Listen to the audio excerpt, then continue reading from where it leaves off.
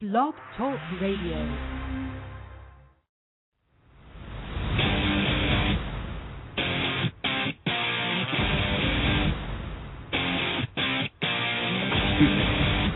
Your balls are showing. There are two types of balls. There are big brave balls, and there are little meat balls. Dicks have drive and clarity of vision. The most important piece of equipment is called the cup. Now, it ain't no Dixie cup, and it ain't no coffee mug. And you certainly won't want to be drinking nothing out of it. Hey, any balls down there? About the biggest berry you ever seen, Dingleberry. Wow, what time of these balls all day?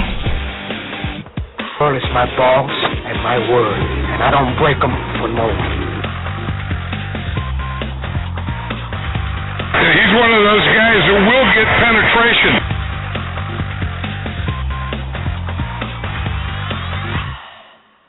Hey, happy Wednesday, everybody, and welcome to Big Balls Fantasy Football here live at blogtalkradio.com/BigBallsFootball.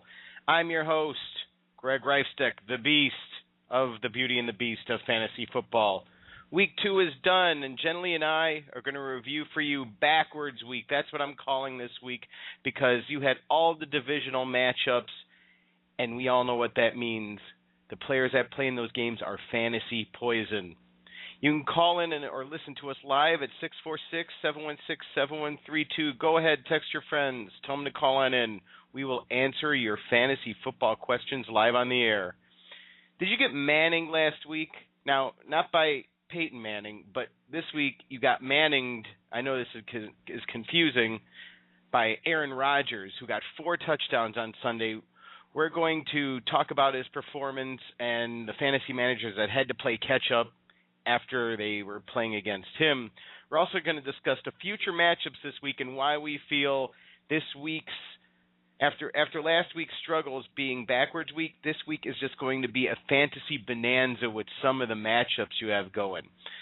JENILEE's going to give her real men. I'm going to give my beast mode, week 3 picks as usual, and our Green Bay Packer PROST is going to call in from San Diego, and I know he's going to have our first one-hit blunder award of this year for the 2013 season. I have a few nominees, but I'm sure he's going to have a sure winner. He's also going to give us our balls-to-the-wall injury report. There were tons of injuries this week.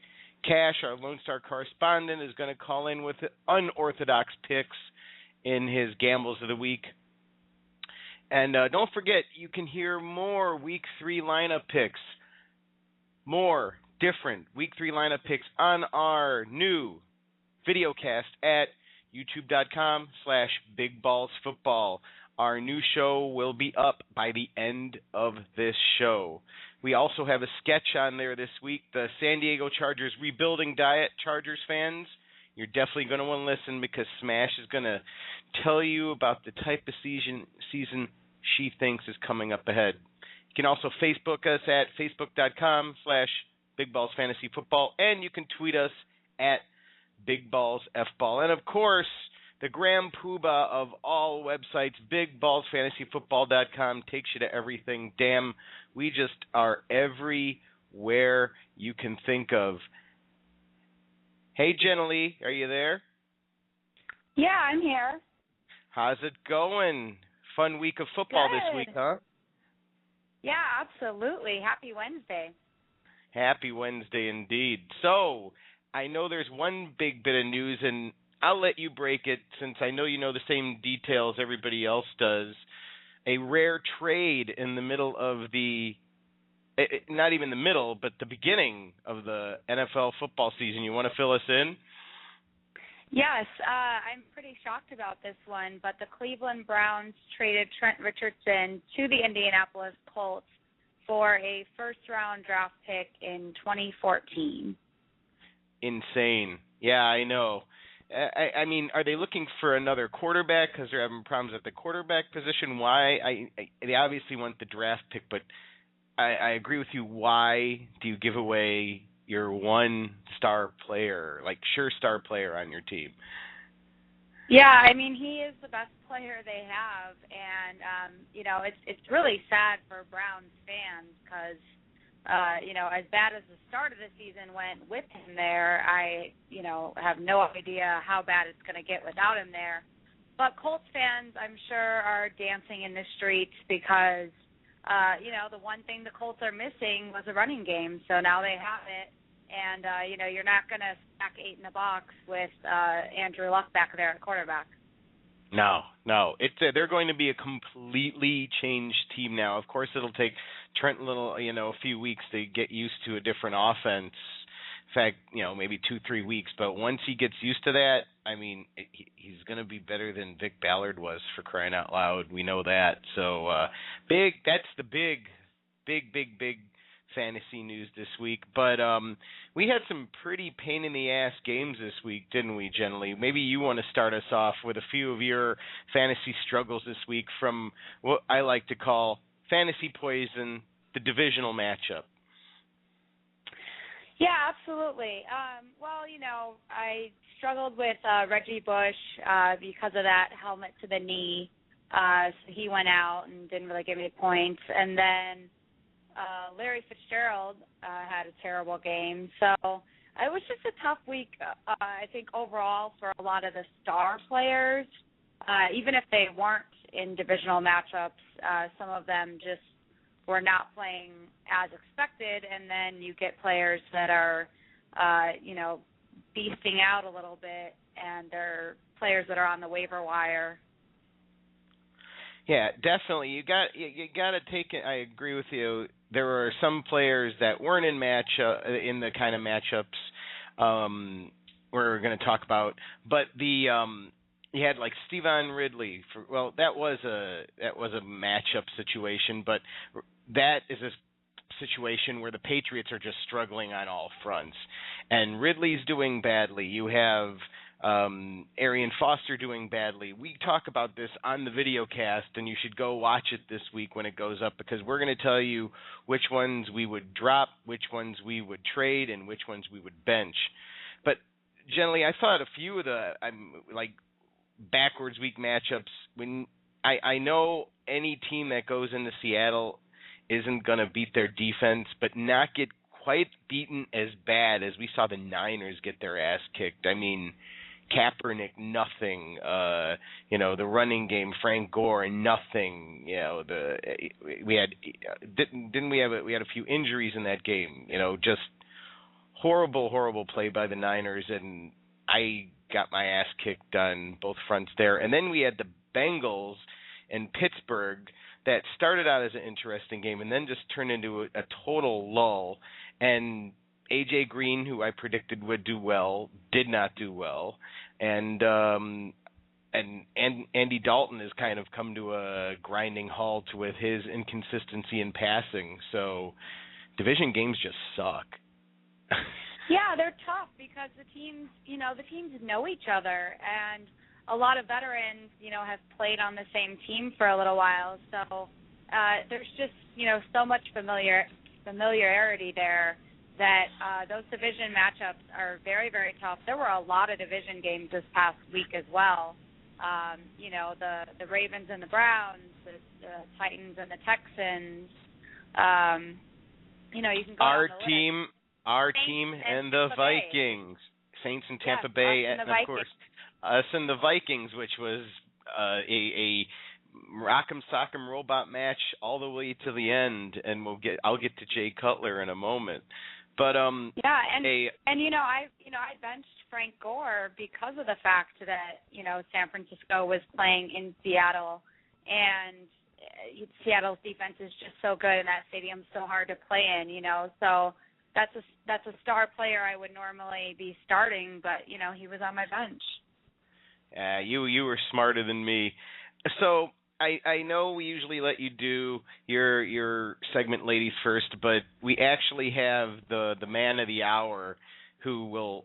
I have to bring him on to talk about his team because Aaron Rodgers was just like fantasy gold this week. Hey, Prost, are you there?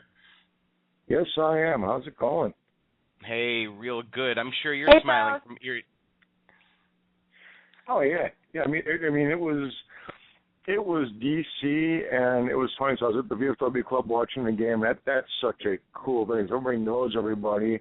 Everybody knows their affiliations. I had a freaking blast. I'm looking forward to doing the show there next month, a month and a half. But anyway, yeah, I was calling RG3 and out. Nice. This is what was happening with the offense. Run, pass, punt the ball. RG3 and out. Good job. Yeah. And how many touchdowns does Rodgers get? Do you remember through your drunken fog? Oh, it's 4. Okay, good. That goes into Green Bay. There's like a filter for Green Bay knowledge that gets kicked up to the side of unusual, mundane things. It was funny, though, you mentioned, did you get Manning this week? And I wasn't thinking about Rodgers. I was thinking about little brother. The best thing I saw on Facebook was him lying on the ground, and he's like, Mom, Peyton's friends keep taking my ball. Yeah. It was a good meme somebody put out, yeah. So, do you remember how many yards that he got total? It was over 400 because they put a graphic up. I think it was like almost maybe 432. They put a graphic up. It was the first time in Packer history. Now, we're talking teams, the Pack probably zeroing in on 100 yards of 100 years of franchise. And the first one had 400 yards passing and 100 yards rushing in franchise history, which is amazing. Yeah. I have here 480 yards. Is that accurate, or is ESPN lying to me? No, you're right. I'm actually down at 432. Generally, I love quizzing him. As you can tell, Prost is our statistician. I'm not trying to embarrass you, man. I'm good on first names too. Well, I mean, James Jones and Cobb were also fantasy gold. 306 combined yards for 20 catches. Don't worry, Prost. I write these down on cards. It's not like I can remember these things from the games either, so I was just giving you shit. Generally, you have anything to say about the Aaron Rodgers situation here? I mean, it's just pretty frightening. Yeah, well, Washington's defense definitely has not done anything impressive yet this season. And, they were playing in Green Bay, and that's a very hard place for any away team to go in and play. So I can't say, even though the performance was, shocking in a sense of how good he played, I can't really say I'm, completely shocked. It is Aaron Rodgers. He's one of the best quarterbacks in the league. So, he's going to have those weeks, especially against a weak defense. Cool. All right, well, let's get into the real men, Prost. We're going to have you sit back in the back row for a minute and let JENILEE do her thing. You ready? I'd rather be in a front row with dollars, but okay. Oh, Lord. Children, cover your ears.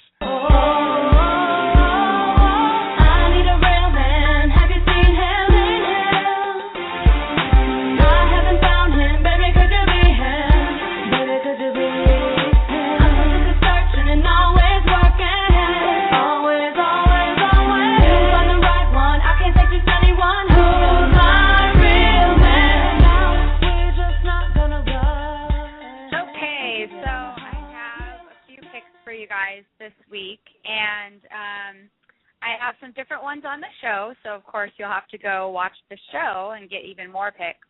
But I'm going to start out with my first pick is quarterback Andy Dalton, and I'd say he's about maybe a 2.5 on the ball scale. He has 562 yards and 3 touchdowns so far, but he does have 2 picks. That's why he's a little bit risky, because he still is having some trouble taking care of the ball. However, he does have 3 completions that are 40 yards or more. They are playing at home, and their defense has been pretty strong thus far. And they're playing Green Bay, so even if Green Bay ends up winning the game, it doesn't really matter win or loss. I think Dalton's going to have to throw for a lot of yards to stay in that game. And Green Bay doesn't have Eddie Lacy, which might make them a little bit more one-dimensional. I know Starks had a pretty good week, but they're not going to have Lacey this week. And Green Bay's defense only ranks 29th, and they've given up the 4th most fantasy points to quarterbacks thus far. So he might be a good one to get in your lineup. What do you guys think about that one? All I have to say is the Bengals will win. That's all I have to say. Anything, Prost? Spoken like a true Bear fan, yeah, I don't think so. All right. I think we're done with that one. Move on. Yeah, we're okay. Moving on to tight end Tony Gonzalez. Now, he's a 1 on the ball scale. I know he hasn't been racking up the fantasy points so far, but Miami is not good against tight ends. They had a lot of trouble stopping Jordan Cameron in week 1. He is a reliable veteran, and he's that type of player that can be a game changer at any time. He was targeted 2nd most on the team last week. Not to mention Julio Jones is a little bit gimpy, and Roddy White is still dealing with that high ankle sprain. And now Steven Jackson is out as well, so ATL is probably going to have to be passing more just because they don't have Steven Jackson beasting at running back, and 2 of their receivers are a little bit gimpy. So I think that Gonzalez is going to get a lot of targets. So do you guys like that one? I like that one. It brings up a interesting fantasy dilemma that I had earlier today. I'm setting up my lineups for the week, and I'm totally digressing here, but I have no idea if somebody dropped him, if he was undrafted or whatever, but actually, in one of my 5 leagues, I won't embarrass somebody, Greg Olsen was still out on the waiver wire. So I, of course, picked him up. I had to dump Alshon Jeffrey. Sorry, Jeffrey. But I have Gonzalez in my tight end slot. Do I go with Gonzalez this week, or do I put Greg Olsen in, for crying out loud? What would you guys do? Who is Holy Carolina crap. playing? Exactly. Carolina's playing Giants. I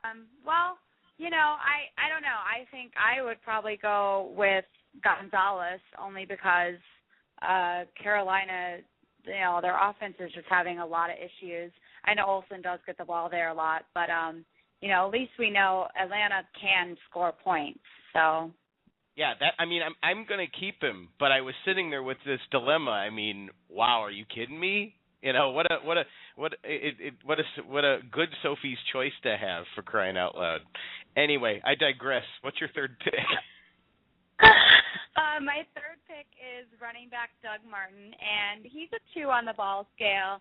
I know he hasn't done quite what everyone has expected, but everyone, is panicking, and we're only going into week 3. He did have 144 yards last week, and they really need to get him going. They need to get him in the end zone because their offense has not been clicking. And the Patriots' defense is an unimpressive 28th against the run. So they haven't been stopping the run in the first 2 games they've played. And, Tampa Bay, like I said, their offense really needs to get going. And I think if they can get Doug Martin going, then everyone else might follow behind. And luckily, New England's offense is struggling. So hopefully Tampa Bay can stay in the game, keep them running, and maybe, pass some passes to him as well. And Tampa Bay's defense has played pretty well. I know that their defensive players are kind of bitching and moaning a little bit, but, once they're out there on the field, they should play. They have 4 turnovers and 9 sacks in 2 games. So, if Brady ends up throwing some picks or they get some fumbles, then the Tampa Bay's offense will have some more opportunities. So those are my 3. Yeah, every single handoff is going to Doug Martin. So law of averages, you're going to get some good points out of him again. And definitely the way the Patriots have been struggling on offense, they're super vulnerable right now. I love the matchup. Prost, you got anything to say about Mr. Martin? Yeah, well, it's like you said. If you give the guy the ball 100 times, eventually he's going to do something with it. So, and I don't like. And if New England gets behind, you team Edelman, nobody else can catch the ball. So I don't know what to do with New England's. I'm surprised they're still rolling. Actually, they're just so hurt. And every year they say, how is Brady going to do it this year? And he makes somebody a star, but Edelman's borderline being Stonehenge, actually. Yeah, totally. All right. Hey, Prost, are you drinking or anything? Do you have a burp in you or anything? No, I drink like real booze. I don't drink that crappy American beer that gives you gas. Instead of my Godzilla bestial, I was going to have you burp for me for my bestial instead, but instead I'm going to have to do this. Well, I got something.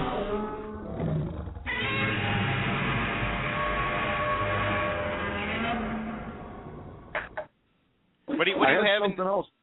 I had something else. I don't want to put I don't want to put my face next to the mic after I'm done, so we're not going to do that. Oh, nice. Oh man. Okay, you can stop it now. Moving on. What is that, for crying out loud? What are you doing there? It's hilarious. Anyway, let's get into beast mode here, for crying out loud. This is like a half a balls pick, more like a foreskin pick, I'm calling it. It's Marshawn Lynch, for crying out loud. The guy went ballistic last week with 3 touchdowns over the 49ers, 31 for 135 yardage-wise. I mean, it's a no-brainer. They're playing the Jaguars in Seattle. Is going to be insane, a bloodbath. It's just going to be horrible. I know he only got 52 yards the first week, but this is a must-play week, and he is just going to go insane. Is anybody going to fight me on this one? No. I'm glad I have him on my teams. Whoa, that was loud. JENILEE? What? Oh. She's deaf. You blew her ears out. That's what I was saying. No, I don't know what the noise was. I just said I wasn't arguing at all with that pick. It's a great pick. Yeah, no, Prost was making some loud noise over it. I don't know what that was. Anyway, my second pick, Prost is going to love more than anything, and he's going to laugh in my face. But I'm going 3 on the ball scale. I'm following the trends, and I'm going with Jay Cutler because he has 5 touchdowns and 532 yards, which JENILEE and I don't think we thought he would be doing that well with a new, yet he has the quarterback whisperer, but we didn't think he was going to be doing this well. He's going against the Steelers in Pittsburgh, which is iffy, which we were talking about last night. It's not a guaranteed game, but I still think he's going to do really well. He's Marshall and Bennett. Bennett has 3 touchdowns this season, for crying out loud, and I mean that's as many touchdowns as all of our tight ends had last season. So Cutler's got the hot hand. I'm going to go with him. Anybody think I'm crazy? Well, I just worry about, and we talked about this last night, but I just worry about his turnovers and it being our first away game. So Pittsburgh's defense is still playing really good. They haven't allowed more than 20 points for an offense. But if we do have a chance to win, chances are that we're going to have to be passing the ball to do so. Most definitely. Yeah, I mean, Matt Forte's been doing well. I want him to do a little bit better, so I'll put my stock in Cutler. My third Well, and he beast catches it, too. Yes. Oh, yes. Sorry, out of the backfield. Out of the backfield. Definitely. All you have to do to beat Pittsburgh is outscore their anemic offense. So if you can put 20 up, you're going to beat Pittsburgh because they have nothing. They have no running game. Their passing game is iffy at best till Heath Miller comes back. And, it's just, I'm not that impressed with Pittsburgh right now. Well, I don't mean to jump your balls to the wall injury report, but word on, as I just posted on our page a few hours ago, Heath Miller is probably playing this week. So that might give us a little bit of trouble, but hopefully it won't. My third beast is Mike Wallace. He finally came around for the Dolphins last week because he had a bitching party with his coach saying, hey, man, you got me running these closed routes. Get me in on the game. Worked. 9 receptions, 115 yards. Coach Philbin, guess what? You better keep Wallace going, and I think he's just going to get hotter and hotter this week. I mean, the other receivers, are just taking a back seat. I know one of the receivers is probably going to be a nominee for one-hit blunder. I'm just, teasing everything here, but I think Mike Wallace is gonna. I was worried the first week, came up gold for me last week, and I'm playing the trends again with a 3-balls pick and gonna just ride him. Well, he's definitely a receiver that is, he can make a difference at any point in the game. He's not a receiver that you can ever count out. So. Mm-hmm. I just think he's much hungrier on this team. He kind of got stuck on a lull in Pittsburgh last year, and that's why he finally went to the coach and wasn't going to wait 3-4 games and said, you paid good money for me, use me, for crying out loud. So I think that is going to work out well for anybody that puts him in this week.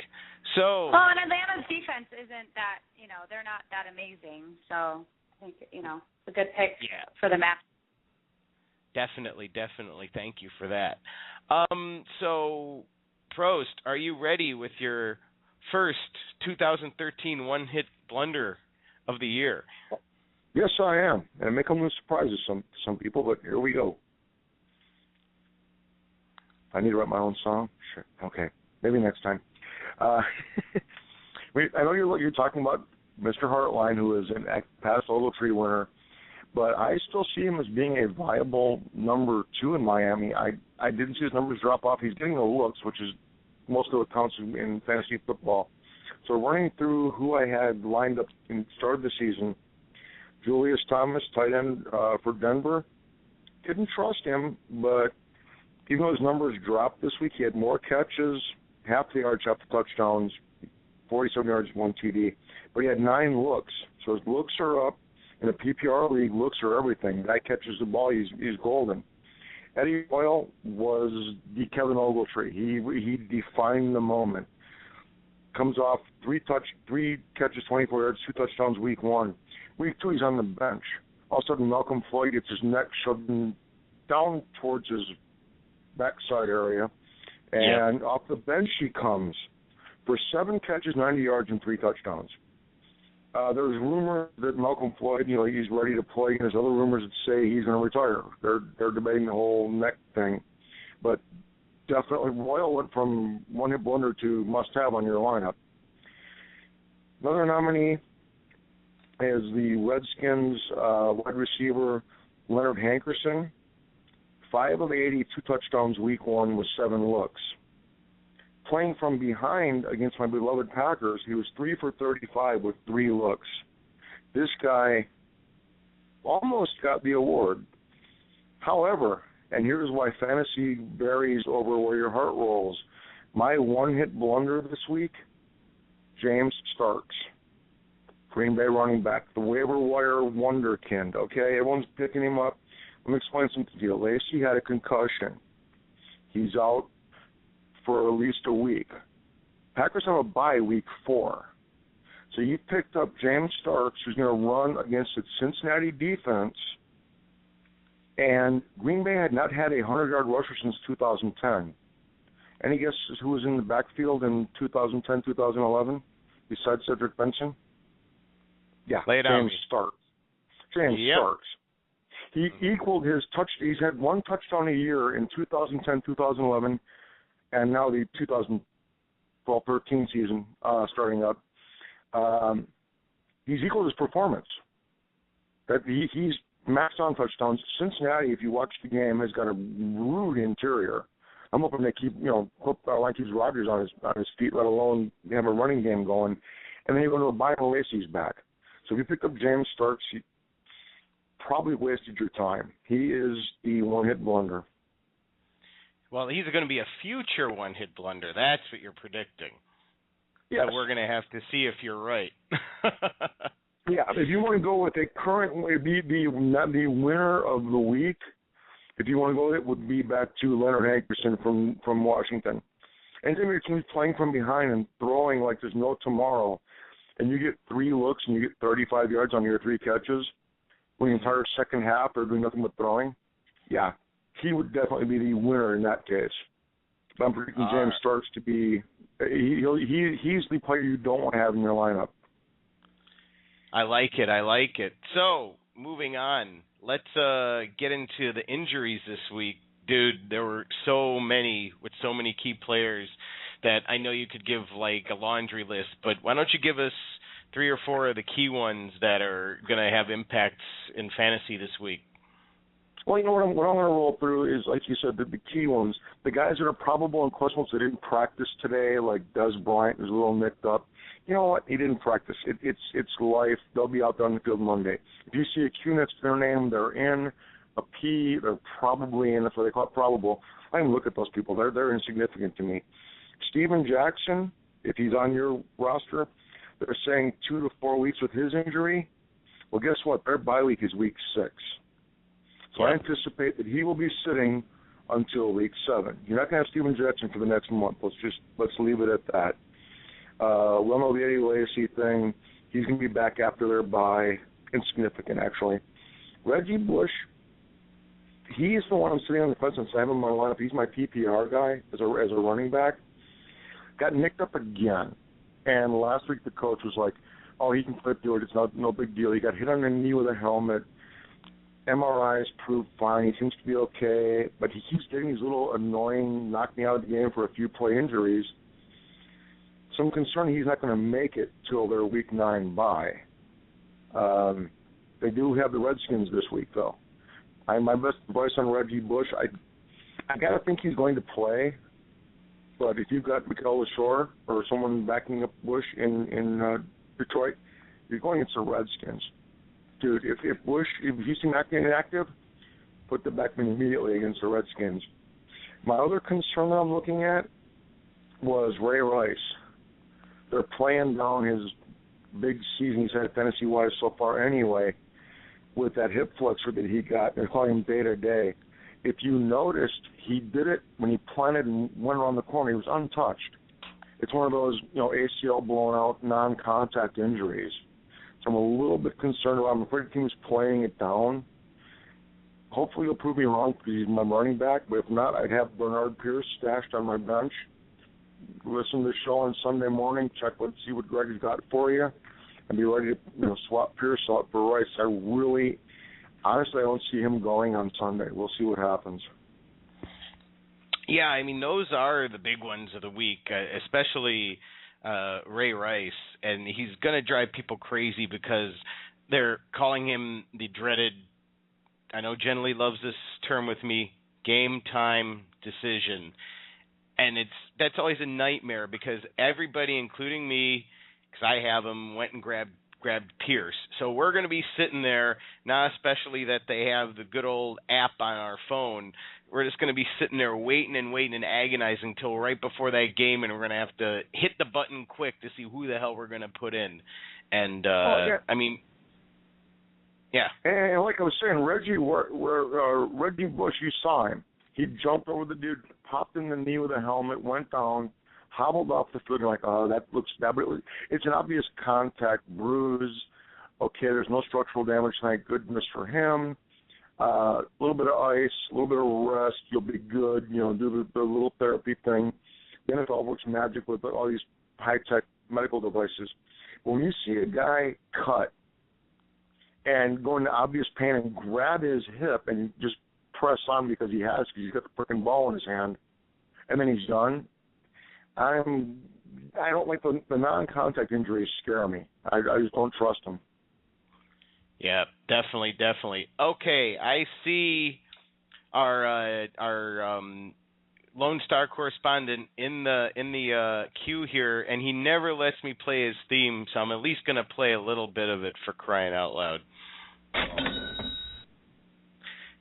There we go. Hey, I spared you from your hip hop beginning there, Cash. How's it going? Not too bad, guys. How are you? How's everybody there? Good. We're all doing really good. How are you doing there in Texas? Oh, we're doing great. I don't know about the Cowboys fan. They're a little bit down. They expected, I guess, a victory on the road. But I'm a happy camper. I couldn't believe we survived, somehow won that game. Probably shouldn't have the way it was going. But talk about the Bears. But yeah, it was a great victory. And PROST, congratulations. You guys finally got in the win column as well for the Packers. So.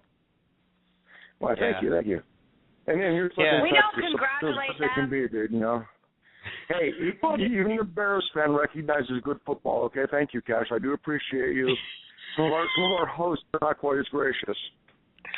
Of course we're not. No problem.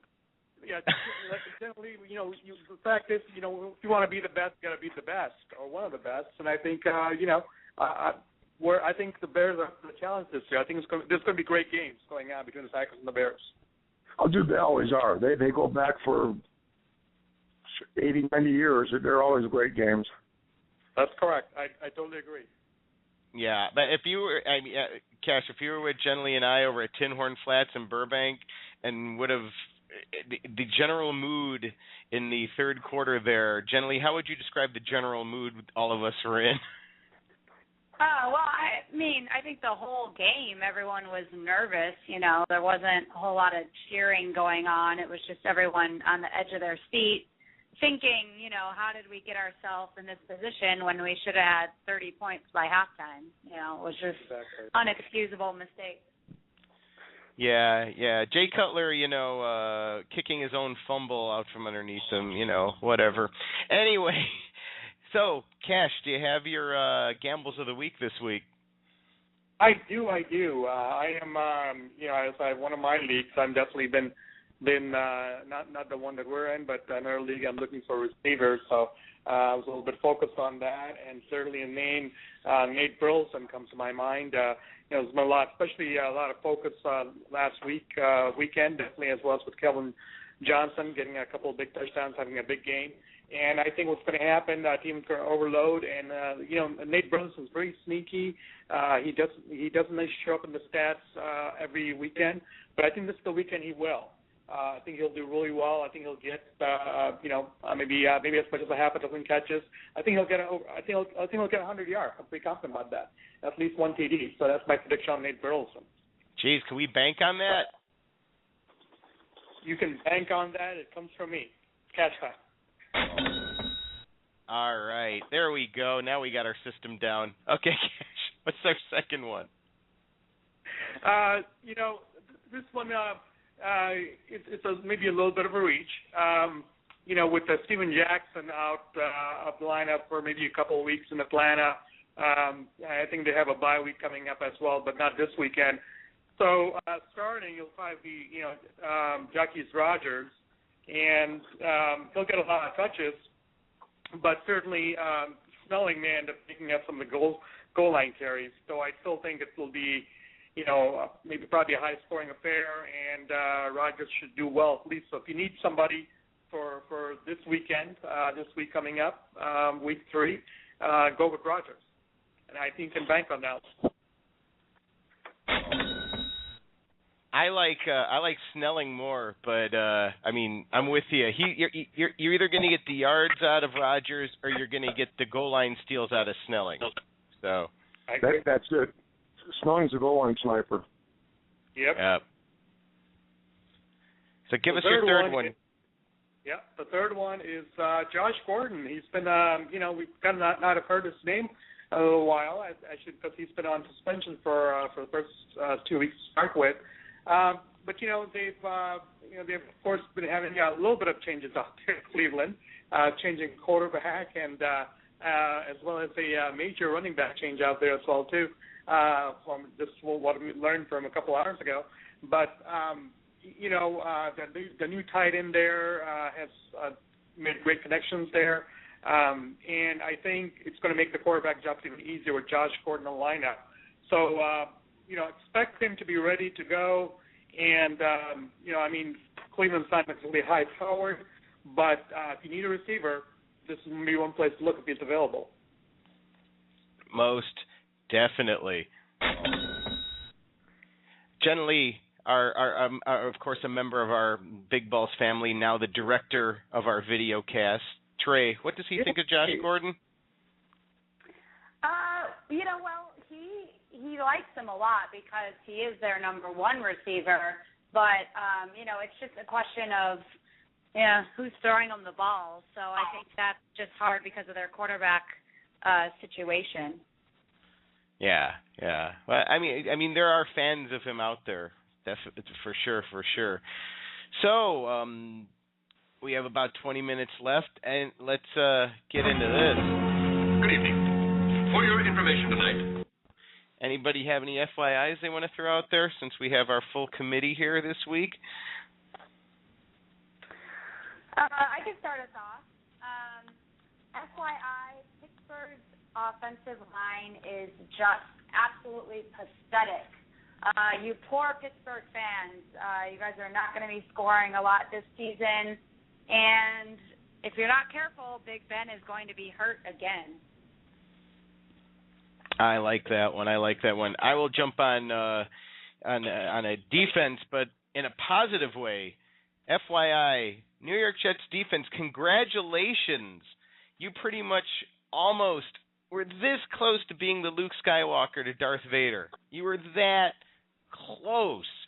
But still, the Jets defense, strangely enough, even though their offense is lackluster, they're for real. I mean, the Jets are going to be kept into games by their defense, and they're not going to be as much of a joke as, say, the Jaguars are going to be. So that's my FYI, one of them. Prost, Cash, anybody else want to jump in? I'm ready. My FYI is for fantasy football fans in general. Just in case you're curious, because Wills McGahee first has to pass a physical, then attempt to learn the Cleveland offense.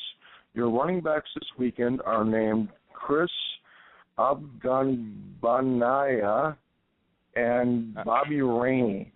So find those guys on the waiver wire, and if you've got balls, by all means, that's where you're going at running back for Cleveland this week. That's an infinite balls pick. Does anybody know? Jesus Christ. I think there are a few more names that I would take off of the waiver wire that I could just pull up right now on Yahoo, and I could just point my finger at them and they'd be better than either of the two of them. Dude, one of them is going to be starting. You cannot beat a starting running back. I mean, that's just the nature of the beast, unless of course they're an obscure name from the bench in Cleveland. Yeah, you're right. Go to the waiver wire. Well, you got a better chance with Jonathan Franklin going with the Packers and maybe one of these two guys out of Cleveland. Definitely. Well, because their running back situation is so bad that actually might make Josh Gordon catch some balls because they might have to throw. So. I'll jump in. I see Josh Gordon in the backfield. Gordon will be in the backfield. He'll be doing everything. There you go. Yeah. I'll jump in on a related note.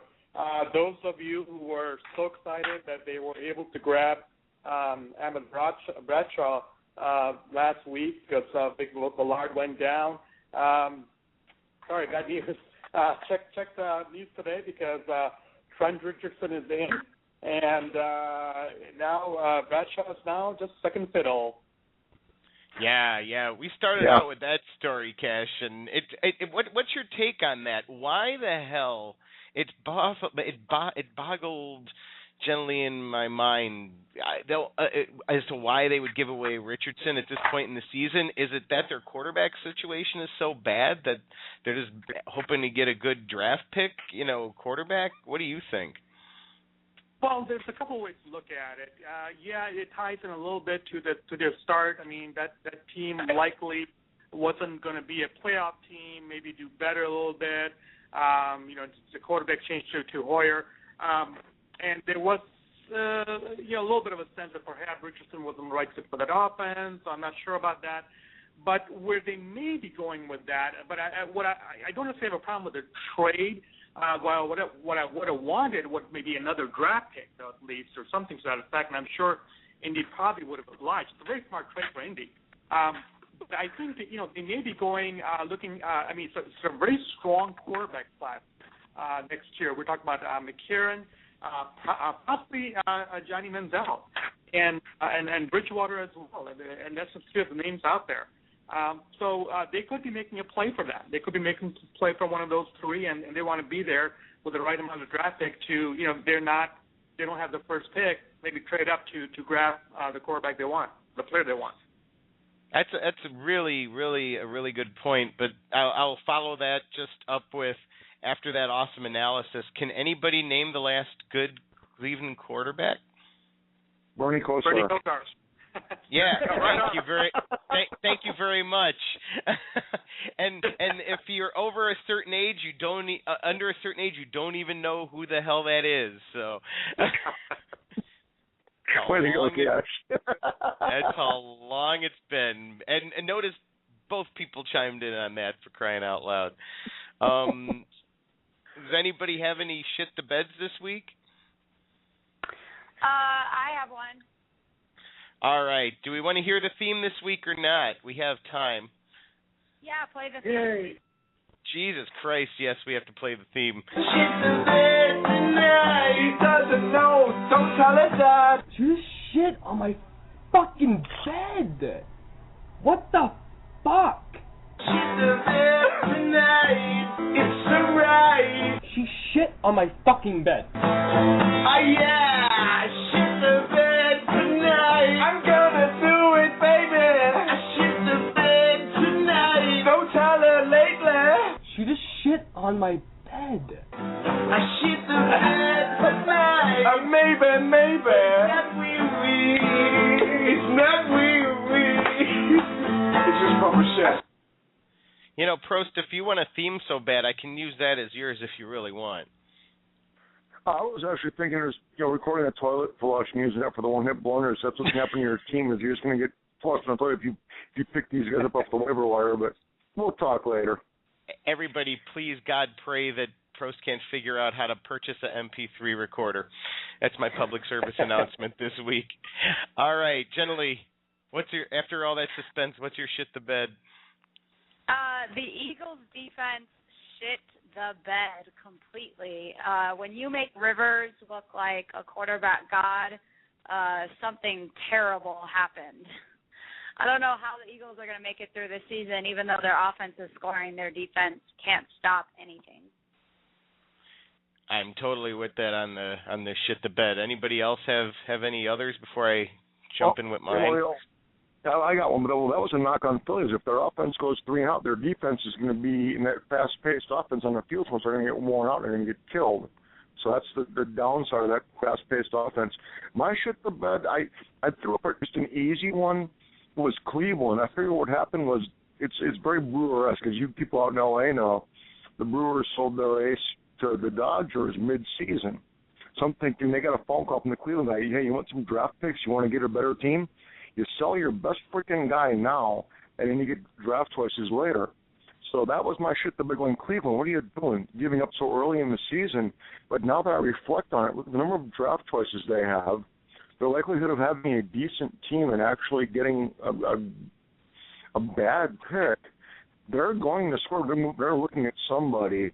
I'm not so sure about Manziel, Mr. QB, because he's got a serious maturity problem. That's going to affect his draft status. I like it. My shit the bed is the Manning Bowl, the much-hyped Manning Bowl this week. Eli Manning, for crying out loud, you shit the bed against your brother. Nice pick fest there, and so far for the first 2 games, nice shitting the bed as a whole in pick festing. This was my other, in the same league that I was talking about earlier, where all of a sudden Greg Olsen was on the waiver wire, and I just had to grab him just because I had to have him. Like I was hunting, for trophies out in the middle of, the forest. Somebody dropped Eli Manning. He's on waivers right now. Somebody dropped Eli Manning because of. Yeah, but I mean. He still had 100. I'm looking, and you do your little search, and you drop everything down by the most fantasy picks, and I'm like, who has 113 on the waiver wire? Eli Manning. Who the fuck dropped him? Well, look at Tom Coughlin in Giant history too. He's gonna suck arse towards the beginning of the year, but when he counts playoff time, that's a quarterback you want to have. When you're down that week 14, 15, probably you make it to the playoffs. He's a quarterback you want because he plays his best late in the year.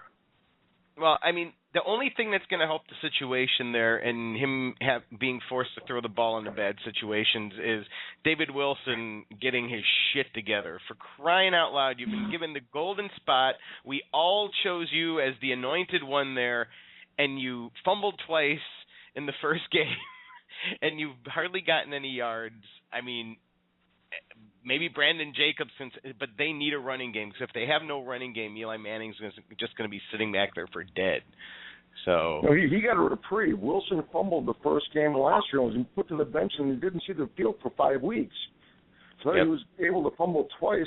Says something about what the Giants' running game is at. They put him back out there. Definitely. So let's get into. We actually have some time. Let's get into some. Can I do my show too? Oh, yeah. You can totally. You can shit the bed all you want, Cash. Go ahead. Well, my little grief is really about with the Super Bowl committee. As it announced, as you guys may know, maybe a couple of days ago, about Super Bowl prices basically doubling, and which is kind of tragic. I tried to go to their Super Bowl last time in when they were in Miami, and $2,000 at that time was a steep price to pay for those week seats. And I'm based on the score. I wasn't all that unhappy that I didn't get in because the Bears lost.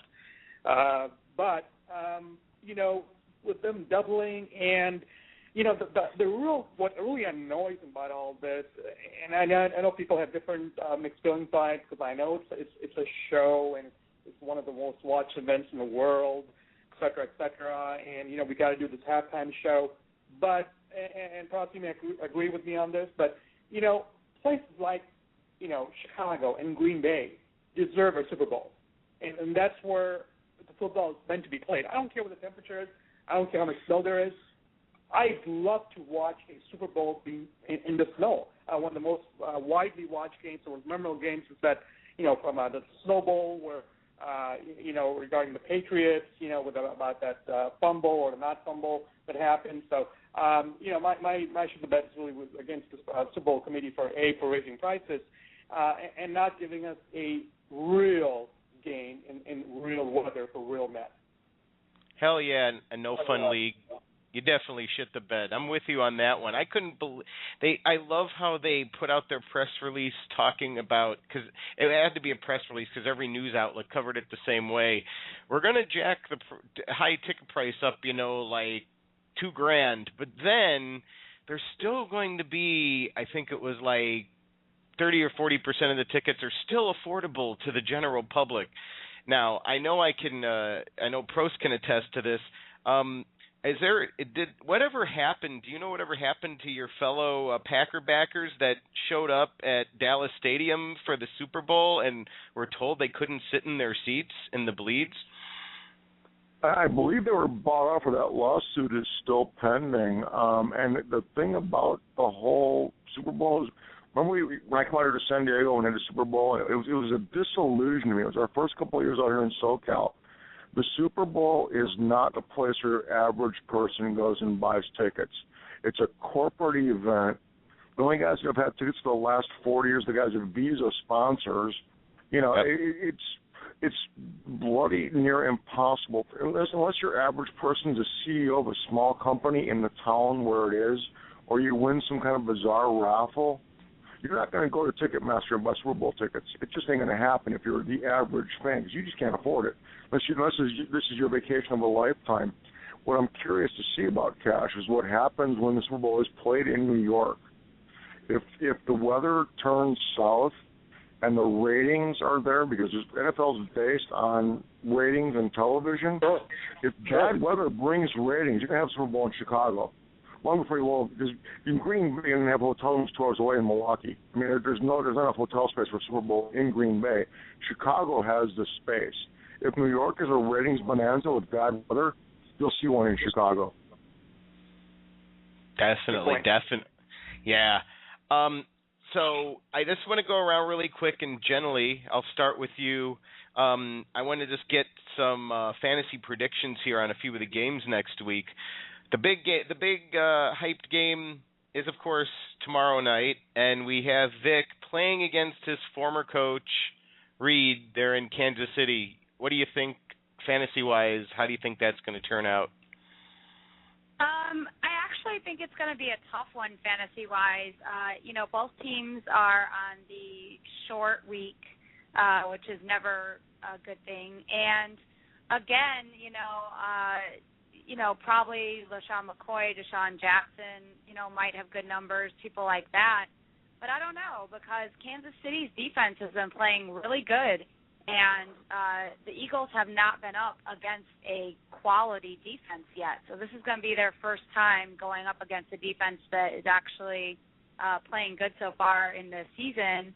And, so we might see some picks happening. We just might not see the Eagles' offense go off as much. And then on the other side, the Eagles' defense is so bad, there might be some points from Kansas City's offense. Good prediction. I'm going to give a different one to Prost here. Prost, I'm going to give you the Colts versus the Niners. Is Kaepernick going to bounce back against the Colts? Oh, yeah. I mean, anytime you're talking about playing in Seattle, I don't care who you've got. I mentioned it online. I would be tempted to bench Rodgers or Peyton in Seattle. That place is a bear to play. It's hard to hear, hard to communicate. The fans are the Guinness Book of World Record holders for noise. So, you just don't do it. Gotcha. I like that. I am going to... One more thing. Oh, go ahead. Finish up. I have one more thing, Tom. Go ahead. I'm going to hear you first. I'll step on you. No. I was gonna let Cash finish us out. I'm going to take the Lions and against RG3 here, which I always say that because that's how everybody looks at the Redskins now. It's like Alfred Morris doesn't frickin' exist, even though he's on my fantasy team, and he did reasonably well last week because they had to come from behind. But I think against the Lions D, I think RG3 is going to have trouble again this week, and I know JENILEE is going to love watching Megatron go apeshit all over the Redskins, defense, because if they were as piss poor as they were last week, I mean, Stafford, as you said on our video show, JENILEE, is just going to light it up. And let me give one to Cash here. Actually, hell, let's throw one out at you. How about the Texans and the Ravens? How do you think that one's going to turn out? It's going to be an interesting affair. The Texans are going into Baltimore, and Baltimore had a rough starting their Super Bowl or after Super Bowl year on the road. I think they have. I think they'll. A lot of people are picking. I think it's a 2.5 line for the Ravens. I think they'll come out on top, but barely. As long as they can control the surprising rookie DeAndre Hopkins. He's becoming a force. He's very confident. He feels he can be as good as Andre Johnson, if not better. So I think if the Ravens can just match up real well and bring that D in, I think they'll be able to hold out and get off with a 27-24 win. All right. Well, Prost, you have literally 30 seconds, so you don't have 2 minutes. What you got, man? No problem. Cool. Literally, play all your Lions against Detroit's shoddy defense. I don't care who they are. Put them in the lineup. If you have any Jaguars players, get a pen, a piece of paper, go online, hit play on our show, listen to it again, and take notes. You shouldn't have a Jaguar on your team. I'm sorry. Definitely not. All righty. JENILEE, Cash, Prost, everybody, good night. Thank you for all of your wonderful analysis. And watch for all of our comments on our Facebook page, facebook.com/BigBallsFantasyFootball. And JENILEE, is the show going to be up by the end of when I hit the theme here? Yes, it is up already. And where can they find that? they can find that on, you're going to post it on our Facebook, but it's on our YouTube page, which is youtube.com/bigballsfootball. All right. Good night, everybody. Good night. Later. Good night, folks. See you next time.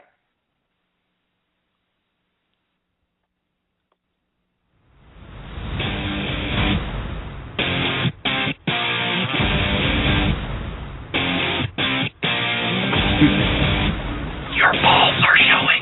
There are two types of balls. There are big brave balls, and there are little nip balls. Dicks have drive and clarity of vision. The most important piece of equipment is called the cup.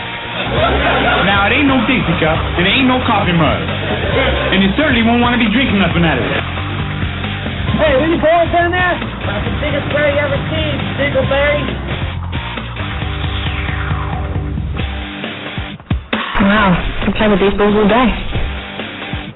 Well, it's my balls and my word, and I don't break them for no one. He's one of those guys who will get penetration.